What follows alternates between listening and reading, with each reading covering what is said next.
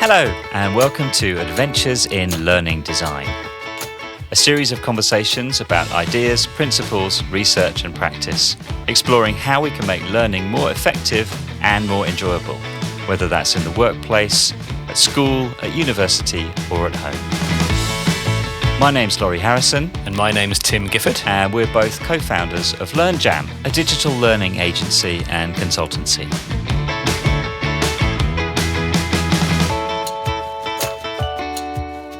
Episode 3, Our Learning Design Principles.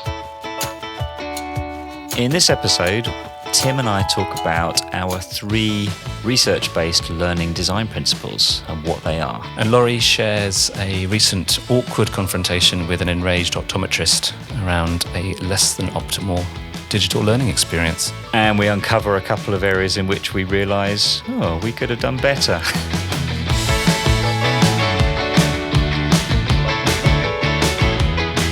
So Tim, today we're going to talk about learning design principles. We are. And how we came to develop our own set of learning design principles and what they are. Seems like a pretty good topic to talk about, I think. I think we touched on sort of learning design principles or learning design expertise, didn't we, in previous episodes? And it feels like we didn't really sit with it or explain it enough or go into enough detail. So it's a pretty good thing to dive into, I think. Yeah, and just thinking back to what we've said previously, which is that as a learning designer, one of your key responsibilities is to bring to the table an understanding and expertise in what actually works in learning. It felt like a fairly a useful and natural next step to talk about what's our take on what actually works in learning and how did we come up with it. Yeah. And we do have this set of learning design principles that we researched and developed a few months ago and which we use in our work as learning designers. And I thought it might be interesting just to start by briefly talking about why we decided to develop them and where they came from, really. Yeah. So correct me if I'm wrong, Tim, but my recollection of the backstory here is that we've been working in some capacity as learning designers, designing learning products and experiences for a number of years. Everyone in the LearnJam team has been doing that. For most of us, our experience has been mainly practical. We've learnt on the job, through working on projects, through developing learning products. We haven't studied this as an academic discipline. So we've got a wealth of practical experience and know-how, but we felt we needed some more rigor to guide what we do and also to help bring more consistency to how we work, because through building up practical experience, you all learn slightly different things. You have your favorite techniques that you use. And actually, when we were starting the process of developing these learning design principles, we had a bit of a group brainstorming session where we all just shared, what are your thoughts on what works in learning? And we had loads of ideas and loads of suggestions. And there was a lot of stuff in common, but also some stuff that wasn't consistent across the team. And through doing some fairly extensive research, mostly carried out by Laura Patsko, who's a good friend of LearnJam, Laura did a really deep dive into what is the research, what's the evidence about what really works in learning, what can we be confident about. And then we worked with her to boil these down into 3 big principles, each of which has a number of sub-principles designed to help frame our thinking around what works in learning and give us some practical pointers to help when we're actually designing learning experiences. Yeah, I think we were kind of looking for like a knowledge base, weren't we? A central knowledge base, a central source of truth, for want of a better phrase, that represented something that we could all sign up to and something that we could all use. Like it needed to have some real practical application for us, didn't it? I think you're right. We've kind of, as a rag bag ensemble with fairly diverse experiences, we've kind of dipped in and out and experienced various different sort of aspects of learning design and have accumulated across our team and network like different understanding of what makes effective learning. But we wanted something that worked and also something that just like zeroed in on what was important as well, like what is actually fundamentally important here, because it's very easy as soon as you go into the research and start having conversations around it, there are like various avenues and schools of thought and disciplines, theories that really very interesting to discuss and chew over, but aren't necessarily like directly applicable.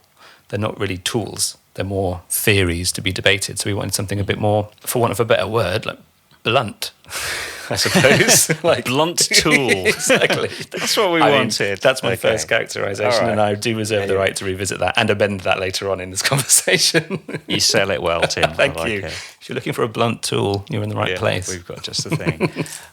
So I suggest, without further ado, let's talk about what these principles are. So like I said, we've got 3 big principles, each of which has a number of sub-principles, and then we have practical tips and things to do to put these into practice for each of those. Right. Talk us through, first of all, just the 3 big principles. What are they? Sure. So we arrived at the big 3, and the first one is that we recognise it's important to design for the learner and their context. And by that we mean, to give that a very quick gloss, is being aware of their geographic location, what they're surrounded by, their emotional state, their ability to focus, and their working memory. So kind of really zeroing in on the learner at the centre of this conversation. What are they impacted by? What are they dealing with?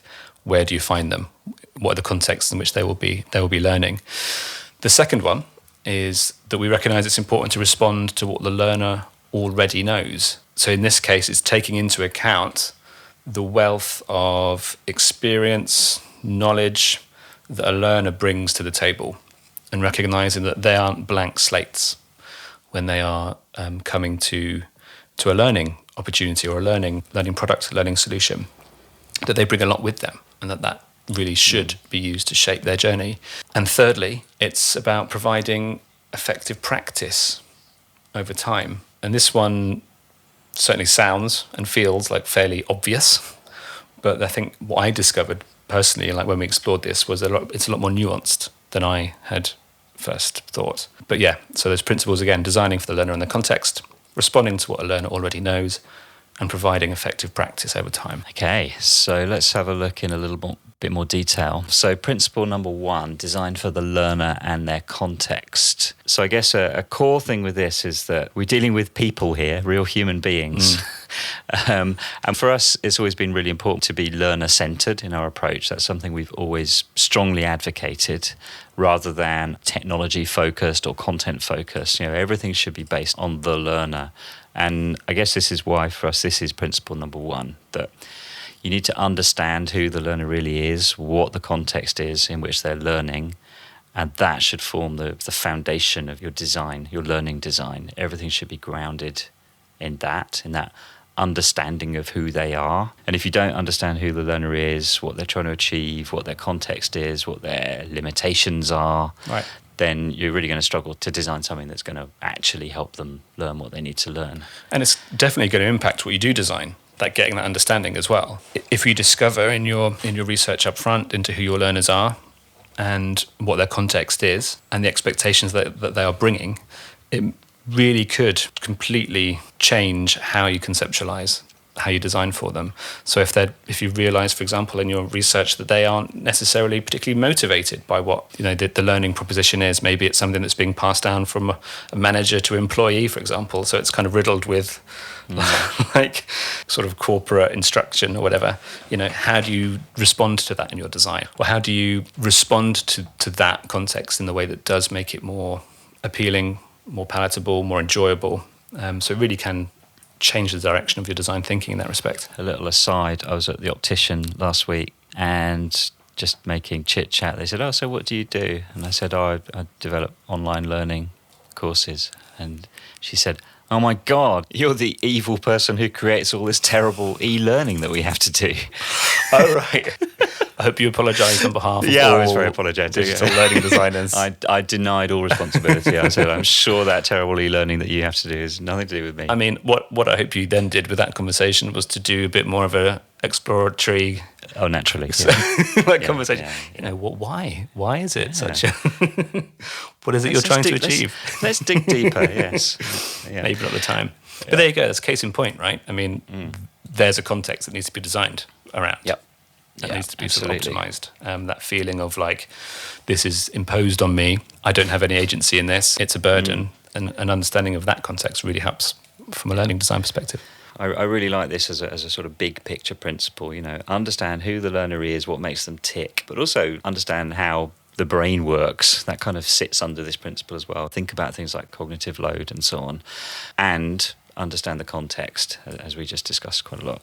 That's really critical. So I think that's a really interesting thing, like how the brain works. Yeah. And this is one principle that was new to me, that I'd kind of discovered through the research that we did. And it's a really, really interesting one, right? And it's what you see not being borne out in a lot of learning products, where it's more of a volume play. Like if we put it in front of you, then you will, by osmosis, have like assimilated it, acquired it. The more we put in front of you, the more you will learn, kind of approach. And that's just not the case. Our short-term memory is able to handle like 4 or 5 chunks of information at a time. So knowing that and understanding that means that we can design around not overburdening that short-term memory, which means, in practical terms, being very selective and very deliberate with what it is you do put in front of a learner. Yeah. And just that was, like, for me, quite mind-blowing and has opened up some sensitive, challenging, but productive conversations with clients around, who just want to put it in front of people as much stuff as they can. The desire to include lots of different media, for example, on a single screen. Can we have this as text, audio, and animation all at the same time? Well, you can, but that's going to damage learning. You're just going to overload people. People's working memory is not going to be able to keep up with that. If you want to damage learning, mate, you have at it. This is the way to do it. You're going the right way. Exactly. Yeah, that is principle number 1. So, Tim, a question for you. Shoot. You got any examples you can think of projects that you've worked on recently where you think this first principle has really come into play? The one that comes to mind is a sales enablement program we developed for a client.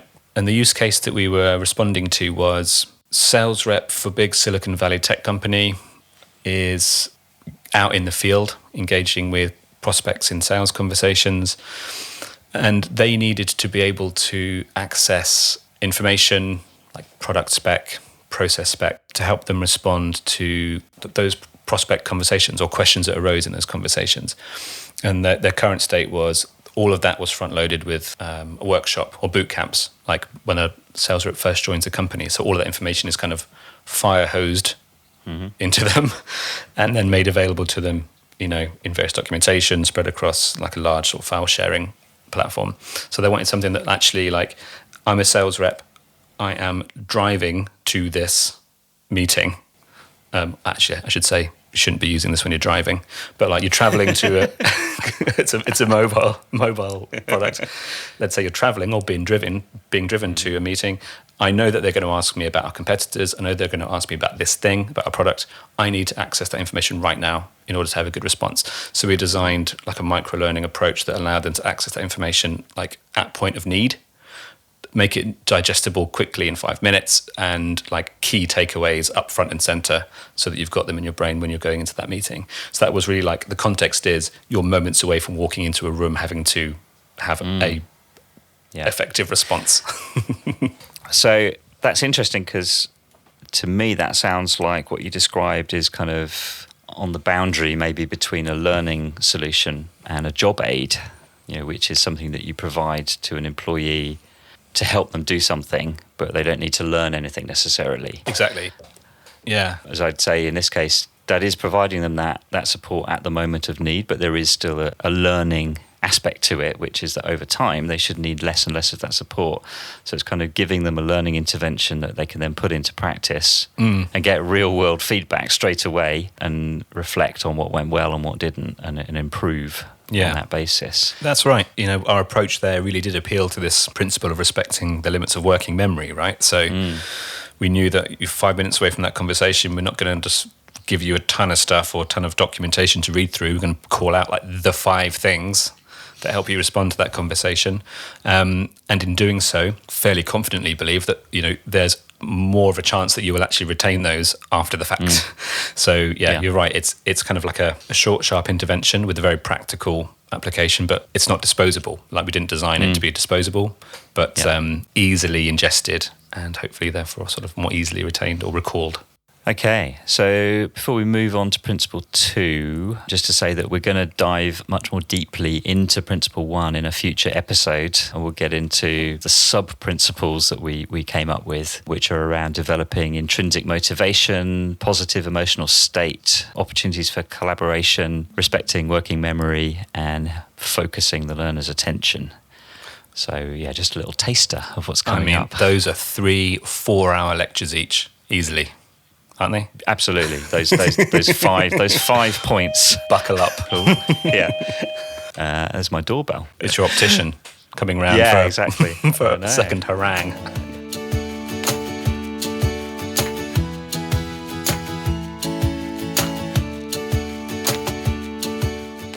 Let's move on to big principle number 2, which is respond to what the learner already knows. This is a really interesting one. And I think, as I said at the top, like the gloss here is that learners bring with them to the learning experience a wealth of experience, knowledge, mental models that they've already acquired. And that, when you're designing something for a learner to engage with, we're not starting from scratch.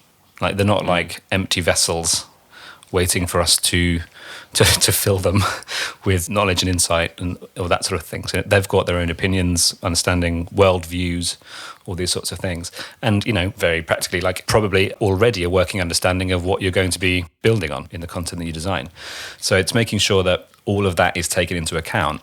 And in doing so, like a really happy byproduct of this is you are kind of fostering buy-in and engagement and getting them... helping them realize that, you're bringing something to this, it's valuable, you are a missing piece in this sort of learning design. And we, or your peers, co-learners, whoever it is, benefit from you bringing that to the table. Yeah. But it's a real challenge from a practical learning design terms, actually exposing that sometimes in a meaningful way. And you have to be very creative, I think, to find ways to actually help a learner to actually recognize that themselves, and then to find ways to bring it into the learning design itself. Yeah, just to add to that, I guess on a more sort of basic level, we talked in episode 1 about what is learning. And really, to some extent, it is fundamentally about building on and making meaningful connections to what you already know or what you can already do.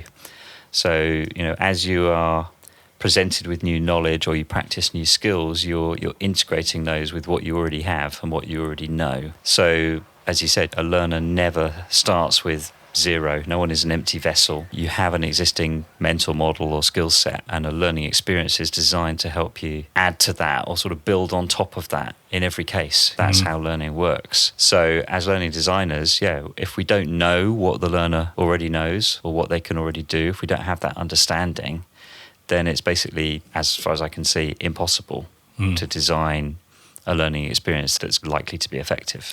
And you run the risk of really heavily patronizing them and turning them right off. I mean, something that's evolved for us in our learning design conversations is the Captain Obvious filter, right? So are we risking just telling them something that they blatantly already know, don't need us to go there?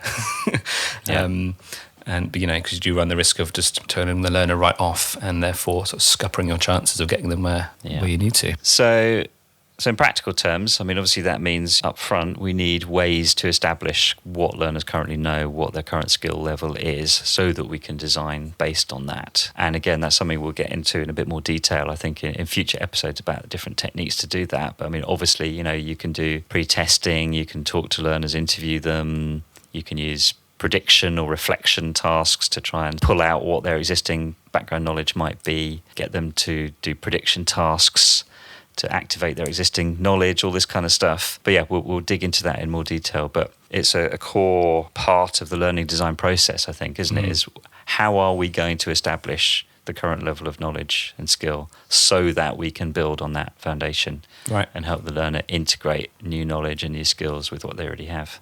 And also like to turn them on, like light them up in the learning experience themselves. This is something we also touched on in the first episode, which was learning design does require the learner to kind of complete the act.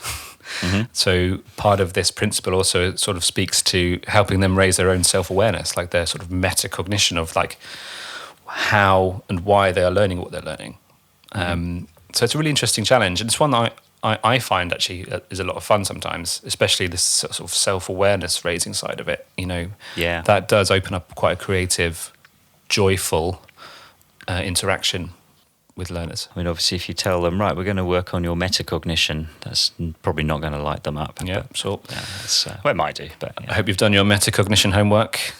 Skip to page 5. Yeah, absolutely. Yeah. So yeah, I think it's important for us as learning designers to understand where the learner currently is. It's also really important for the learner to understand that and to be consciously aware of, and for us to help them reach that understanding of, okay, here's my current level of knowledge or skill, here's the gap that I need to fill, and here's how as a learner I should be trying to fill that gap. We can't make learning happen. Learning is something that happens in people's brains. All we can do is try and create the best conditions for that to happen effectively. That's right. It's like us helping them, but also like in a weird way, them helping us, isn't it? It's like we're going to we need you to kind of think about what's going on here.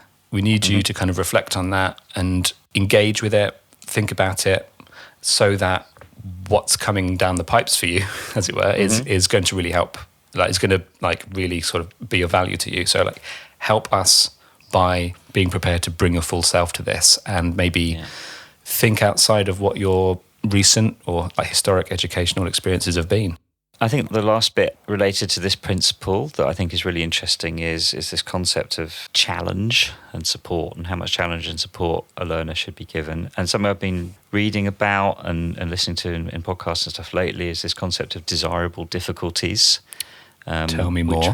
Which we do mention in our learning design principles. But basically, what we need to be really careful of is that we're not making the learning experience too easy or too fluent for the learner. That if you're just able to cruise through a learning experience and everything is familiar and easy because we haven't fully understood your current level of knowledge and we've pitched it slightly too low so that it's within your comfort zone and you're not being stretched, then you're not really going to be adding anything. You're not, by not stretching yourself, there's nothing new that you're adding to your mental models or that you're integrating into your current level of knowledge or skill. And that learning to some extent should be hard. Actually, if you're trying to change your brain, that doesn't just happen. I like this concept of desirable difficulty. You need to be stretched just enough that this is challenging, but not so much that you feel, oh, this is hopeless, I just can't do this. Yeah. And then all motivation just falls apart. So, yeah, I'm really intrigued with this concept of desirable difficulties. And for me, this absolutely plays into this principle of respond to what the learner already knows, because you need to understand what the learner already knows if you're going to calibrate your the learning experience so that it is providing these desirable difficulties and stretching people a bit. I'm trying to think of a far-fetched metaphor for that, and I don't know if I can think of one. Actually, there you go. I'm stretching. I'm stretching. Yeah, there we go. Yeah. But that is a really good point. And this is something that we often come back to. Is there's got to be the right level of difficulty. It's got to be just that right level of discomfort that is like that germane discomfort, right? It's got to be helpful and meaningful to move you up. Yeah, I think so. And related to that, if someone is a complete novice or really, we've established their current level of knowledge is really, really low, then actually it's not going to take much to stretch them. And a lot of the research suggests that for people at that level, really you just want to give them the information, spoon feed it to some extent. Direct instruction is the terminology, but you don't want really complex exploratory tasks where they have to try and work stuff out themselves because they'll just get lost. Whereas if someone's got a decent baseline of knowledge or skill, then you can really try and hit them with something a bit more challenging. Right. Make them work a bit. So that's something that I'm keen to kind of really do more of or be more mindful of in terms of the learning design that I do. Where can we bring in these desirable difficulties and how do we calibrate them? Have you thought about reading some slightly more difficult books just to give yourself that challenge? Nah, mate. The books you're reading are way too easy. They're just, yeah. Well, they're all in English for a start. Yeah. So. Damn it, switch it up. I'm trying to learn French, so I could try learning science books in French. I await the day that you... I think that might just overwhelm my working memory.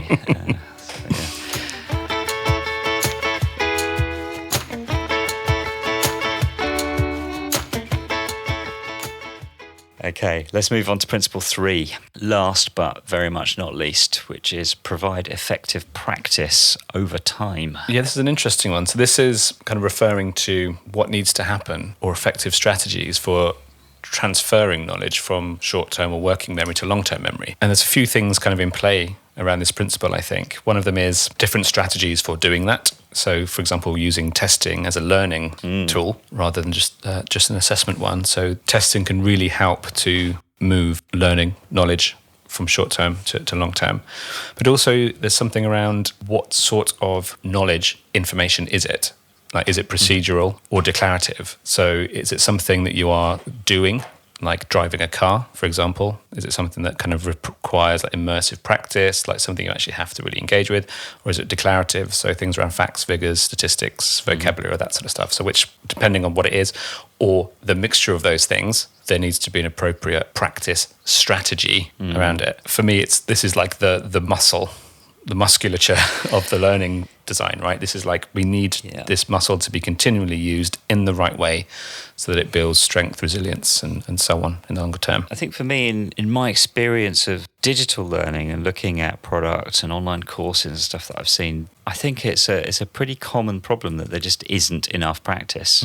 For me, this is one of the big things about this principle number 3, which is that if you're going to get good at something or learn a whole load of facts or complex concepts and be able to recall them fluently in the long term, you've got to practice it a lot. And there's so many times you see courses or products where a concept is presented, you have a couple of multiple choice concept check questions and you move on and that's it. The research suggests that is just not going to work. It's just going to be gone. And, we need to ensure that we are providing a lot of practice, that we're using things like the spacing effect, the testing effect to help make that stick. I mean, spaced repetition is a classic, that's been around as a concept for over 100 years, but, time after time, research shows that it works. If you practice something little and often over an extended period of time, that's much more effective than a whole load of cramming all at once. Yeah, certainly in terms of long-term recall. And you have to encounter it in a variety of different contexts as well. Like, it's no use to just be presented, even if it's spaced rep. If you encounter it in sort of the original context in which it was presented to you, you have to kind of be able to see it, apply it, respond to it in a variety of contexts so that you are really flexing that muscle. But yeah, it's a really interesting one. And I do agree with you. You see quite a lot of lip service, I suppose, paid to spaced repetition, in as much as we're just going to show the same word or same flashcard or the same information to you 4 weeks time. Yeah. But I think what those sorts of approaches are missing is the fact that it's still got to have a context to it, and those contexts need to shift over time to really make it meaningful. Yeah. Another sort of key part of this principle about providing effective practice over time is the use of feedback. So our kind of review of the research tells us, and I think we all knew this already, that feedback is absolutely critical in learning. You need to know what you got right and what you got wrong, and more importantly, why and how to fix any errors. Yep. If I do a practice activity and I get it wrong, I need to know straight away what I got right and what I got wrong, and why the things that I got wrong were wrong, and what I need to do about that. And again, for me, this is another big fail of a lot of e-learning and online learning that I've seen, which is that, I'm sure you've seen this so many times. You see a practice activity, it gives you ticks and crosses and tells you what you got wrong and what you got right, and says, do you want to do it again? And that is pretty much useless as far as I can tell in terms of actually fostering learning without some kind of useful feedback about, you got that one wrong because of X, or you might want to think about this. Some kind of meaningful, useful feedback that will help the learner get it right next time. For me, with e-learning and online learning, not enough practice and absolutely terrible feedback that just doesn't provide any real value to a learner. I don't know if that's your experience too, Tim, but that's... Yeah, very much so. I mean, practice is a two-way street, right? So like, you are, as a learning designers, you're using your practice strategy to help them move their learning from working memory to long term. So that may involve, for example, firing up questions or getting them to return to some of the learning objectives in different contexts later on. But like, just doing that without any follow through or response from the learning side it's kind of unfair. It just feels like you're not giving the learner a chance to succeed. And yeah, I do see that quite a lot, just sort of gratuitous spaced rep questions without the appropriate level or any level of meaningful feedback around what needs to happen next. I mean, imagine somebody just coming up to you in the street and ask you to recall who the Prime Minister was in 1954, and you have a guess, and you say, oh, no, you're wrong, and they walk off. It's like, well... Or they just say, do you want to try again?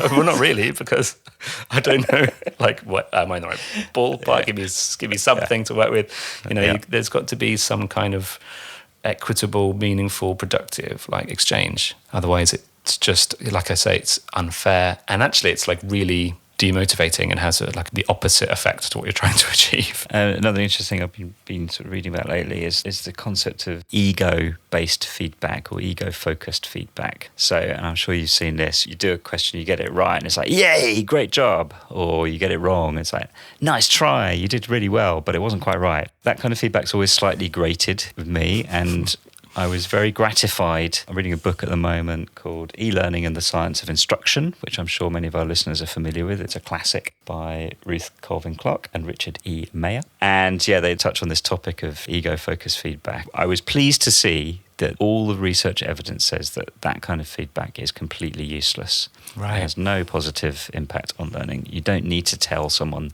they did a great job if they got a question right, or that they're brave little soldiers if they had a go and they got it wrong, that they're great for trying. What you actually need to do is to tell them why you got something wrong and give you a strategy for getting it right next time. I need to go out and change about a dozen different products that I've worked on over the last 10 years. Well, to be fair, so do I, yeah. But that's really, really interesting. And I think that, that's definitely worth exploring. I think it'd be really interesting to put out some examples of what does work really, really well with that. Because it's true. I mean, and again, I think this kind of speaks to this idea of kind of patronizing the learner as well, right? Mm-hmm. It's like, I don't need the pat on the back. I don't need the sort of commiseration when I get it wrong. Mm-hmm. I need like strategies to help me do this better next time. That's what this is about. But I must put my hands up and say I've on more than a few occasions put in a few good jobs and not quite good tries in my time. I think we're all guilty of that, but we're not going to do it ever again, are we, Tim? So that's the main thing. Hey, look forward. Yeah. Okay, those are the 3 learning design principles. So as I mentioned earlier, we're going to, in future episodes, dig quite a lot more deeply into each of those. So we'll probably devote an episode to each of the principles and I guess look in a bit more depth about what are they really about, what is the research and the evidence, and what are some practical tips that you can apply in your own learning design practice. And also we're going to share like what's worked for us and how we've interpreted these, because as we said at the top, like this was supposed to be, I think I described it as a blunt tool, but I will maybe recharacterize that as like a versatile resource for us to use, and all of this has helped us. I have to say, it really has helped shape and refine our thinking around the conversations that we do have around learning design. So as we go into those, I think, it's going to be really interesting to see what examples we can bring and what stories we can tell around how we have applied these ourselves. Excellent. Well, I look forward to doing that soon, Tim. I will put a date in the calendar, Laurie. Lovely.